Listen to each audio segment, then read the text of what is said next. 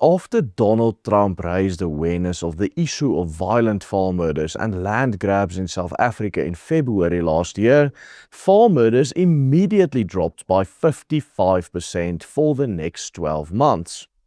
As we will highlight in today's video, the fact that the most powerful man in the world raised awareness of an issue, and when he played the videos of Julius Malema and previous President Jacob Zuma singing Kill the Boer, going where no one on the international stage previously even dared to tread, he, for a very good reason, had a significant impact on the onslaught of white farmers and what they are facing in this country today. Unfortunately, that massive dip in farm murders is over now, as we've seen in the last week with farm murder after farm murder being reported.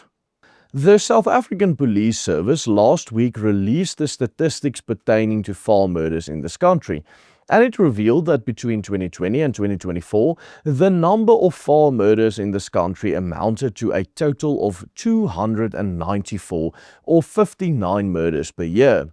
While these official statistics only go up to the end of 2025, preliminary data from the South African Agricultural Initiative, or SAI, reveals something very astonishing. During the first 10 months of last year, up until October, only 16 farm murders occurred. This represents an average of 2 murders per month compared to more than 4.5 murders per month in the previous 5 years, a drop of just over 55%. Now, however, the latest data points to the fact that the number of attacks and murders is starting to rise back to what we knew as normal in previous years once again. But what exactly caused this phenomenon? And why is it happening? Stay tuned, because in today's video I'm going to point out how the most recently available data on farm murders point to only one thing: that our white farmers in this country are being purposefully and systematically targeted. Late last week, the news broke about Dr. Jane Luck, a respected clinical psychologist, and her husband Rolf Luck, who were murdered on their farm near the town of Plettenberg Bay in the Western Cape. Their vehicle was later spotted speeding along the R33-9 towards the small town of Uniondale. The vehicle was flagged by local security or private security before overturning during a police pursuit. The driver fled on foot but was quickly apprehended, and now a 34-year-old suspect remains in custody for their murders. This latest double homicide is but one in a wave of farm attacks and farm murders that have shaken this country very recently in the past few weeks. With a man being murdered on his small holding near Kameeldrift in Gauteng. In fact, last week alone at least 6 violent farm attacks occurred, which resulted in 3 different murders.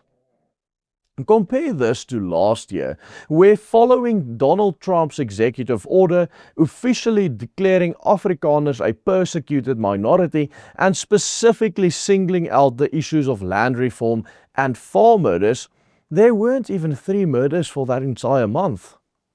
In Trump's famous executive order of 7 February 2025, he specifically highlighted the Expropriation Act, which was signed into law by Cyril Ramaphosa, on what can aptly be described as the darkest day in South African history, the 23rd of January 2025. In that very same executive order, Trump stated that there are government actions fueling disproportionate violence against racially disfavored landowners, meaning white Afrikaners. By means of this executive order and the actions, meetings and press conferences which followed in its aftermath, Donald Trump brought more attention to the issue of farm murders in South Africa than anyone had before him in the history of post-apartheid South Africa. And it is most striking that in the year following Trump's executive order, farm murders decreased significantly. In fact, it decreased by no less than 55% compared to the previous years. This reality completely destroys the narrative that farm attacks and farm murders are just part and parcel of normal crime in crime-ridden South Africa. This astonishing decline right after the most powerful man in the world raised awareness on this issue simply cannot be logically reduced to some sort of coincidence. If these attacks were truly just random acts of ordinary crime, as the government and government-aligned organizations such as Agri-SA claim, then international attention from a foreign leader shouldn't have made any difference at all whatsoever. Criminals or normal criminals do not suddenly become less violent because of a speech or an executive order thousands of miles away in a different country, and yet that is exactly what the latest data points to, by a large margin.